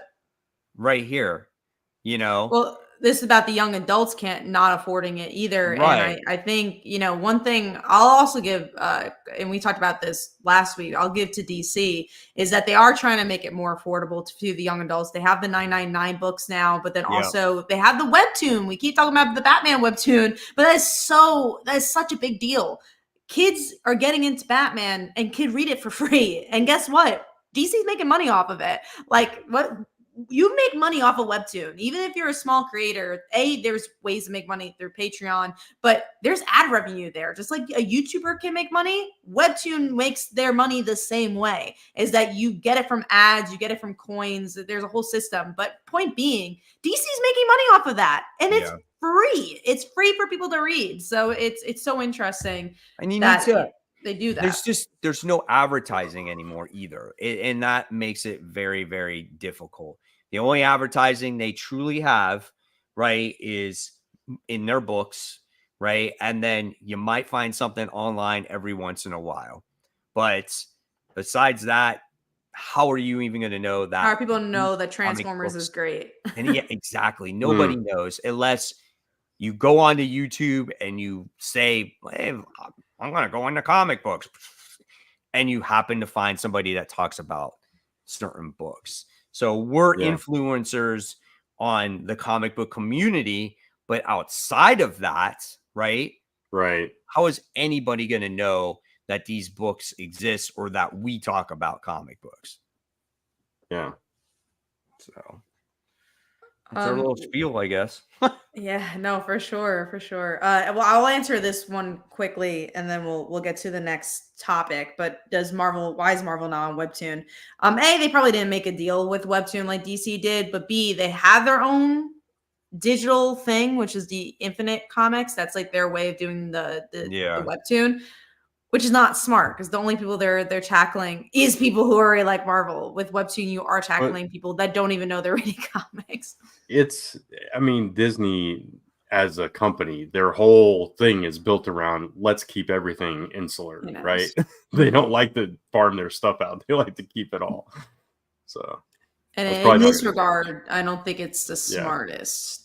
No, I agree. I'm just saying, because it's interesting. I was looking at Lore Olympus, which honestly is the biggest comic out there ever. Like, it's the biggest comic. And I was looking at, I was talking about it with my family, and I was like, look at how many views this gets and look how much a Batman comic would get. They're at almost 7 million subscribers and they have 1.3 billion views. Yeah, that's crazy. And a lot, and they sell their books, they sell the trades, they're bestsellers on Amazon and Barnes and Noble, and they're in libraries, It's so amazing how big that book is. And you gotta put yourself out there. Gotta put yourself out there. And these companies have the ability to do that, and they don't. I know they're Disney, right? And they're Warner Brothers, and you think they'd be able to do it. All right, let's get into some other news pieces here. Night Thrasher, sorry. That's how much I know about the character. Night Thrasher. Night Thrasher. Let's have that character, Night Thrasher. He comes out of trash cans at night. But you guys know the character. I don't know the character, so I knew when I saw leader of the New Warriors. Yeah. Man. I didn't know. See, I know you guys love New Warriors. Yeah. I never read it as a little. All I want from this, I want some New Warrior cameos. That's what I want. Silhouette's going to be in this book. I know that for a fact. Oh, okay. So I think the plot revolves around Silhouette, kind of bringing him back into it somehow. I don't know, but I'm so excited about this. He's the guy that put the New Warriors together in the first place. Yeah, and then he wasn't in. I don't remember. I forgot who it was. Yeah, I forgot too. Actually, I think it's a new writer. Not new, but someone I haven't heard of. Jay Hotham is writing it. It's not like a big name. Okay. Yeah, not familiar. You don't have to do a lot. I mean, there's not a ton out there with Night Thrasher, so No. And there's versions in New Warriors he wasn't even involved with. right. But I feel like this could be cool, man. It's just something. Again, this is something different. Haven't seen his character in a while. He exists. We got a writer that can kind of maybe write him that could appeal to some people. So I'm excited for it. Okay. So this is he's a playwright, this guy writing it. And he's done some other stuff, like he's done a lot of digital books, it looks like. The Supergirl TV show, Jessica Jones Netflix series, Cloak and Dagger, written stuff like that. So okay, that's cool. So literally he's worked in every medium, it seems like. Yeah. That's cool. Interesting. I'm excited about Night Thrasher. Night Thrasher is a very 90s character. He rides around on a skateboard, has, scrimmage sticks kind of. Yeah. But I love the character. I love anything from New Warriors, and I want to see any version of that back. So I'm excited for this. Absolutely. All right, moving on to What If Venom is getting its own little line here where we get to see different characters as symbiotes. And I've liked the What If books. I love the Gwen Stacy What If book that came out a little while ago. It looks like She-Hulk's becoming Venom, Moon Knight. This just seems like pure fun, and that's all I want. So if you haven't read all of these most recent What If Dark books. I've read half of them. I read Gwen, I read Moon Knight, I read what else? A Thing. I read most of them. You didn't read the most recent Blade one, did you? That one came out like last week. No, this week. I didn't read the Blade one. Was it this week? Yeah, I think it was this week. Yeah, it was this week. If it came out really Tomb recently, of Dracula one. Yeah. I skipped that one. Week, I think. Yeah. That was Jay. That was what's his face who did Craven, The Last Hunt. What's his name? J.M. Whatever. I know he wrote it. I think. Demetrius. Yeah. He did it. I know it was like related to something else he's written in the past. So I was like, oh, I don't know anything about this. The one before Blade was a Carnage one, and that one was god awful. Oh my gosh, that was so bad. Yeah, and this Blade one, I couldn't really connect to it, so that's why I didn't like this one. But yeah, for when it comes to this Venom one, I'll check it out just because, like you said, I thought it was like Venomized She-Hulk, so I thought, okay, that could be cool, and it's like a mini series too. It's like 5 parts or something like that. So yeah, I don't know if they'll be connected or not, but looks cool. I mean, I won't say no to a What If and doing something different. Speaking of, let's get into some free comic book day stuff. So Marvel is doing Dracula and Vampires versus Avengers with the Blood Hunt event, and Skybound is going all in doing the Transformers and G.I. Joe universe, which makes sense. They do a free comic book day book. I'd probably pick it up. The Marvel one I wanted to talk about because I just think that's so boring. I don't remember the last time I've enjoyed a free comic book day book from them. You know what it was originally? Because I was reading the article and it said that it was supposedly this big event to get ready for Blade's movie that was going to come out. And that is obviously a big debacle right now. And now they're forced to kind of come up with this event that's going to be taking place again. We talked about it earlier, crossing over with a lot of different types of books. And, it is what it is at this point. So that's why that event is going on. Yeah. And the Transformers one is going to be cool because I think that is going to be, there's going to be some new stories in there also. Yeah. So it's a good jumping off point for people, they said. Yeah, it's setting up the next phase or the next year of the Energon universe stories. So I'm excited for that one. The Blood Hunt stuff, we talked about that event before. It's like, at least it's something different, but I'm not super excited. I mean, in the past, like the free comic book day book, if it's been good, the event's not been good. And if it's not been good, the event's been okay. So we'll see what happens with it. Yeah, don't remember last time I loved a free comic book day book, but it's a shame because that's a way to get people into the comic book store and they make it so specific. and then make it so much for us that it's like, we will buy the comics. Don't make it for us. Make it for other people. Because like, I want more people in the comic book store, or make it new reader friendly enough where they'll be like, oh, I want to pick that up. Like, I think a great way is like, Superman's doing really great. Great. Make it a new reader friendly one shot that anyone could pick up, but also if you're reading it, you have a fun time with it. Again, the book club, I'll keep going back to the book club of She-Hulk. Good example of doing something fun that you can enjoy if you're reading the book, but then maybe you get a new reader to enjoy She-Hulk. I don't think they do Free Comic Book Day right in that regard. I don't do it for me, like, Yeah. At the same time, like the last time I can remember really being excited was Blackest Night. That Free Comic Book Day book was like, oh, this is cool. Like everyone's getting it. That was a long time ago. Oh my gosh, man. That when I look back at that event, oh my God. Yeah. You want to talk about a good story. Jesus. I read that and I'm like, it's funny when you look back on some of these stories and the quality of writing and just the way it was so good. And then again, we talked about that already. It's that those same writers are writing other books and independent books, and that's where they all go, unfortunately, but also fortunately for us, because we get to read their independent comics where they get to make money. So I'm happy with that. All right, let's get into the next thing here, which is let's do Ghost Rider. I know people have been talking about that. People were surprised that there's a new Ghost Rider coming around the corner. Yeah, I mean, listen, I am too. I was like, I did not see this coming. I am kind of angry about it because I feel like there's nothing wrong with the current Ghost Rider series. It's really, really good. But isn't it the same writer? It's still Benjamin Percy. It is. So it's just a She-Hulk situation then, right? Right. But it's a different Ghost Rider character. Oh, so the different character. Gotcha. And we don't know who it is.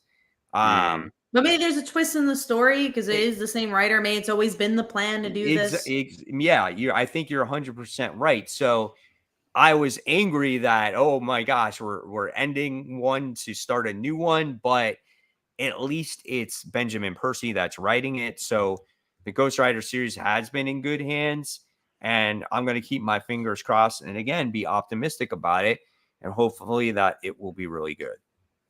But at the same time, it's what Marvel does every once in a while. So we got a new Punisher, we got a new Daredevil, new Moon Knight, whatever, new Moon Knight, etc.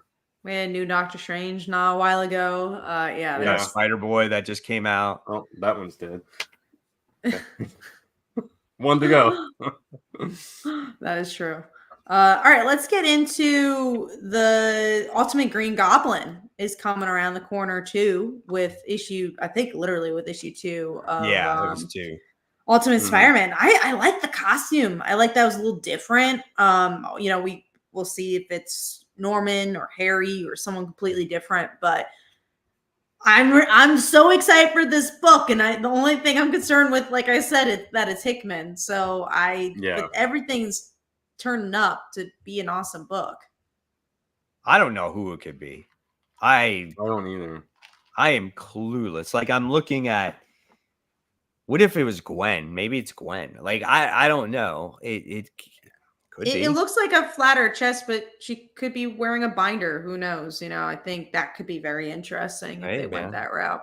I don't know. I agree with Tevye though. It's probably Harry. Yeah. They might not go. If they do Harry, I'd be like, I'm so tired of the Harry twist. We just did that with Kindred. Right. Norman is dead. I think this is like a different Ultimate Universe, though. I think anything goes. So it is. It's completely different. So it doesn't matter. This is different. This is not the same. I so excited for this book, door. I really it could be Norman. I'm excited for this book, man. I love an older Peter Parker getting his powers later. He's got kids.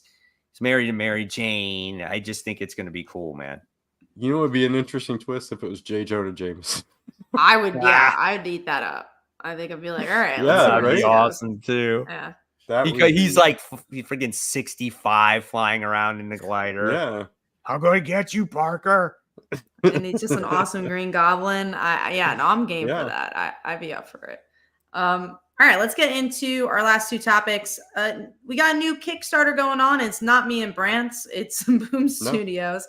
It has a new Pink Power Ranger book written by the actual Pink Power Ranger, Amy Jo. And Amy Jo, yeah. I just thought this was such a smart move because a lot of times with bigger publishers, especially currently with Kickstarter, they don't do a lot of new titles. They tend to do collections and they do things that aren't exciting. And, you know, obviously you had the Scott Snyder book and what started all this was Keanu Reeves' book on Kickstarter. And to do something like this is huge.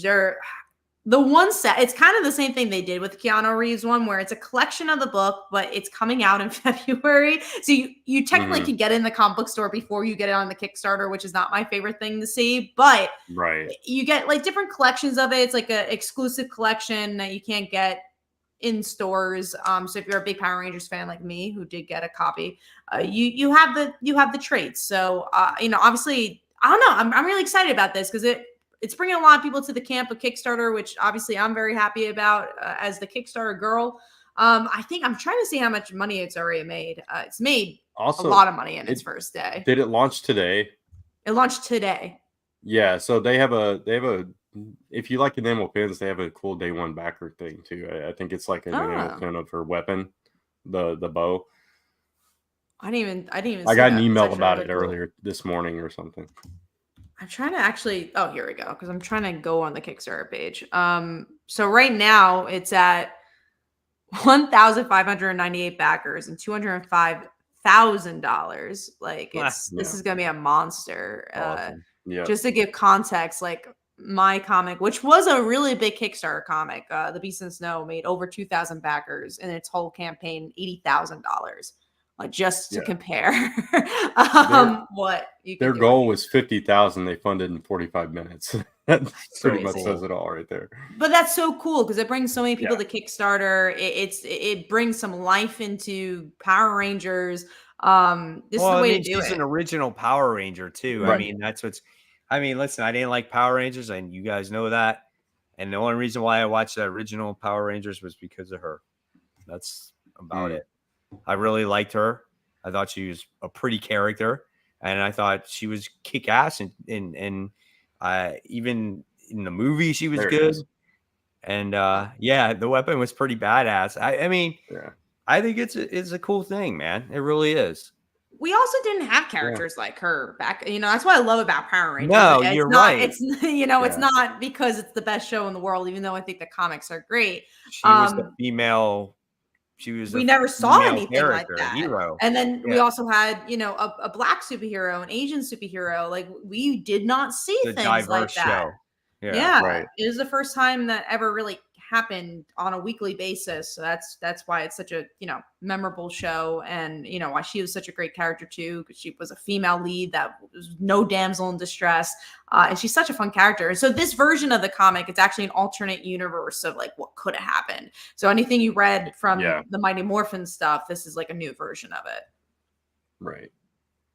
It's good stuff for sure. I'm very excited for that. I'm also excited to pick up the single issues. It's like a 4-issue miniseries. And the one shame I saw, because I was like, I almost went for the signed comics. It's like, why not get it signed? They did a book plate instead of signing it on the book. And I was like, oh man, like you could get that signed. I don't love the book plate idea because you could just take that out of the book. I like it when it's signed on the book. But anyways, let's get into our last topic, which is our big topic, Spectacular Spider-Men. I want to go to Brant first because this is the freshest in his mind of the news. So just tell you what the news is that Miles and Peter have an ongoing book and it's written by Greg Wiseman. So what do you think about that, Brant?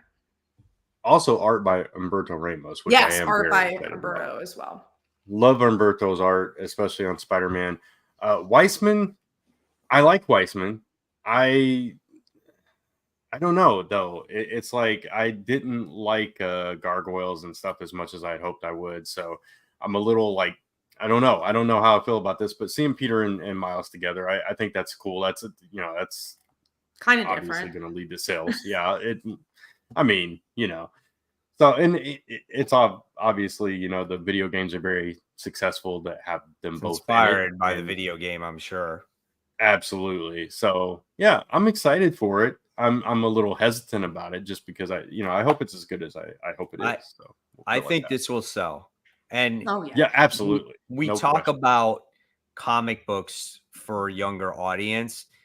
This can be for a younger audience and an older audience. So this could be an all audience type of thing, because again, you look at the video game and you look at Miles and Peter together in the video game, you got a comic with those two together. It's perfect. And Humberto Ramos's artwork is a style where it looks like it's for younger people. You know what I'm saying? Yeah. Fans In many are ways, used because he to. did Spider-Man. He did Strange Academy, which they're all kids, so I think it's perfect. I think this has potential to be a solid book for sure. What's interesting, and I want to kind of piggyback off what Brand said, though, the selling point, and I think the big part is like Greg Weisman back as Spectacular Spider-Man. That's the part that makes me hesitant, because I love Greg Weisman's writing in the first 2 seasons of Young Justice. Obviously, he did a lot with Spectacular Spider-Man, but I did not like the last 2 seasons of Young Justice because it was a big exposition dump. And then also Gargoyles was not what I expected. And people picking this up are going to expect the continuation of the Spectacular Spider-Man show and then realize that it's only a namesake. So it's like, that's the part I'm actually torn on, is the thing that I think Marvel thought was a big selling point. And I'm a little not nervous, because we know Greg Weisman can write good stuff, but it's the thing where I'm like, ooh, that's the thing I'm a little hesitant on. Like Humberto Ramos, of course, we've seen this a billion times and he always nails it. But yeah, that's the selling point I'm not as sure about. Yeah, and hopefully we're in the minority on that one. I'm sure we are. Yeah, I'm not worried about that. I'm really not. I wouldn't expect him to have it come off of the show. I mean, Spectacular Do you Spider-Man. think people are buying it because of that? Is my point. Is like people will be disappointed. I don't think so. I mean, Spectacular Spider-Man was a comic book series, so I mean, long before ever a Spectacular Spider-Man show was ever around. So it's just looks at another comic book title for many people's eyes. I don't know if they'll be expecting the show.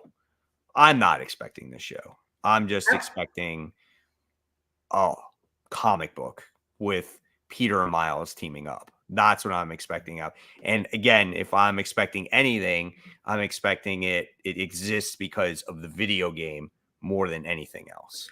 I will also say I think it's good that and not good, but I think it helped that the writing strike happened, because that's probably why he had the opportunity to do this, is that the writing strike happened and then he was doing Gargoyles, so why not do another? Well, yeah, and then who knows what's popping in these people's heads while this strike is going on, right?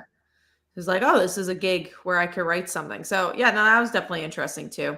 We'll see what happens. All 3 of us, I'm sure, are going to buy it. We love these characters, and hopefully it hits it out of the ballpark. I see that Brent has something going on with his headphones, I think. Yeah, he looks like a DJ right now. I can't get these to work, and this is about to die. So just heads up. No. All right, well, let's go quick so it doesn't. Well, we are actually on the most anticipated now, so let's do it. Yeah, let's do that. So let me click over that screen because I'm not there, of course. All right, so I left G.I. Joe off because I saw it on your list, Mike. So I'll just go ahead and put that on there. That's your number 1 most anticipated. So let's talk about 301. Greatest American Hero, G.I. Joe. Listen, I did not read the previous stuff from IDW, so I don't know where we're going to be, but I have a feeling that it's going to catch you up. It's going to be a new reader-friendly book. I just want a good, solid G.I. Joe book, and I'm covering all that stuff on my channel as it is, whether it's connected to the Energon universe or not. So I'm just excited to see all these characters in a comic book once again, and I couldn't be more happier about it. Yeah, absolutely. And yeah, I fell way behind on the IDW stuff, so I don't know where it left off either, but I'm definitely picking this up, and we'll see what happens. My number 3 is Speed Force number 1. I'm picking it up. Yeah, I'm definitely I don't know what to expect from it, and I'm trying not to put any expectations on it. It sounds like a fun concept, so hopefully it'll be good. But It's a lot of issue ones from DC tomorrow. Yeah, for sure. So Batman and Robin is on yours and mine, Cat. So let's talk about that one. We talked about it a little bit before in the show, how it's basically a continuation. It hasn't like blown us away yet, but it's a weird week because there's nothing so crazy. So I was like, I guess I'll put Batman and Robin because I do like Damien. Yeah. And I wonder how the story will sit now that it's like Gotham War is over, Yeah. Is this his school thing? Because if it is, I'm actually more interested in it. Let me see. It said something about it. He has homework to do. I remember that in the description. That sounds fun to me. Like I want to see with the whole lady shush situation. Yeah, probably. Lawrence asks, are you referring to Batman Gargoyles? I think for when we were talking about Greg Weisman. No, he actually wrote the show Gargoyles, and Dynamite now has a comic that he's writing that continues from the show. So it's just called Gargoyles. But it's an old 90s show, so I feel like it's I could understand not everyone knowing about that show. Exactly. The cartoon was brilliant. I love the cartoon. Yeah. The comic. It was also on like Toon Disney or something. It wasn't like it's I can understand how that missed people's radars. Sometimes things don't translate well in comic book form. So you might have seen it in a show and it doesn't work in a comic way. Yeah.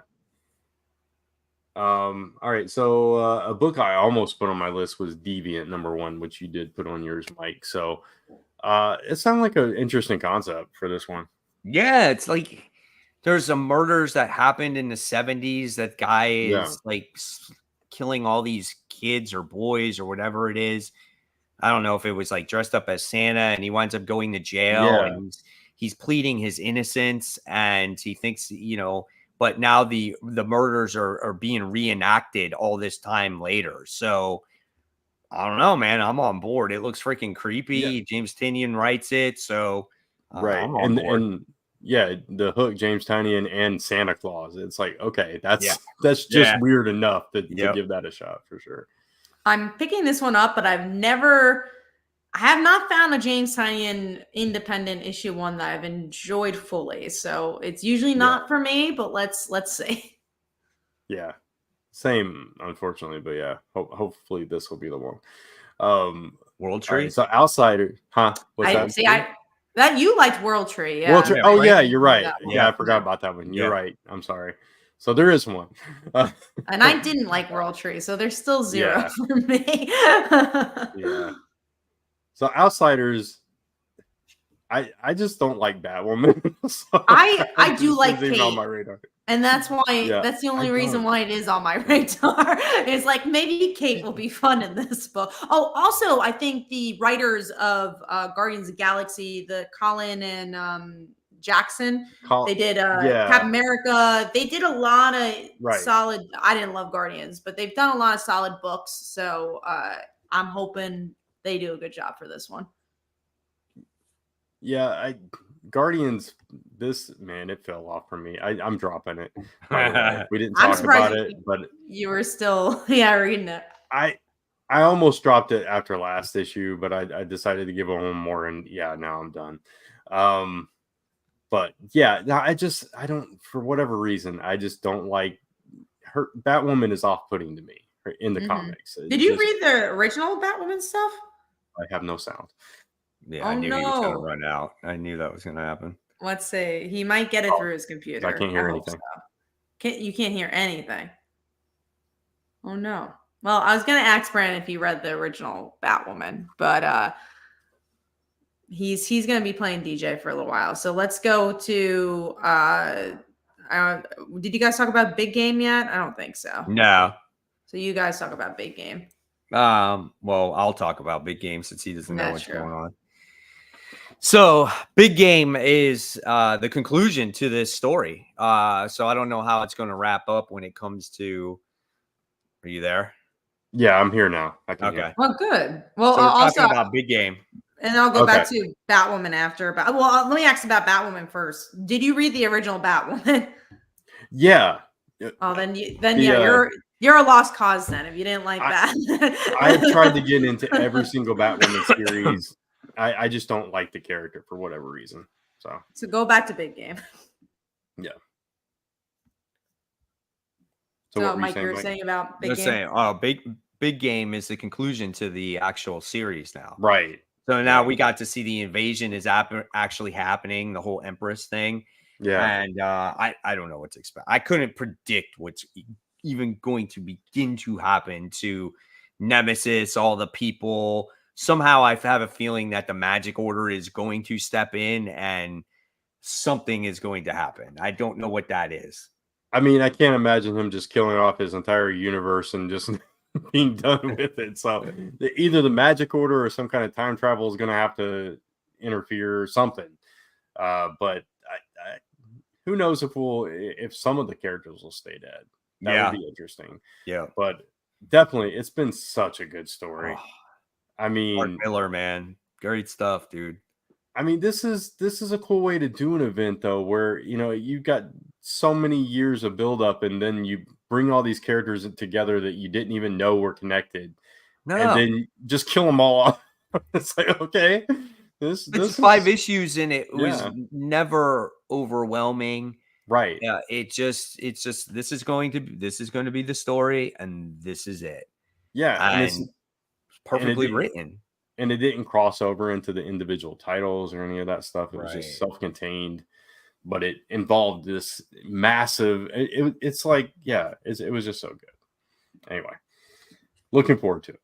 And then finally, Green Lantern, issue number 5. Yeah, it's just a book that I always want to see what happens next. I like that it's very character driven. He seems to have a plan.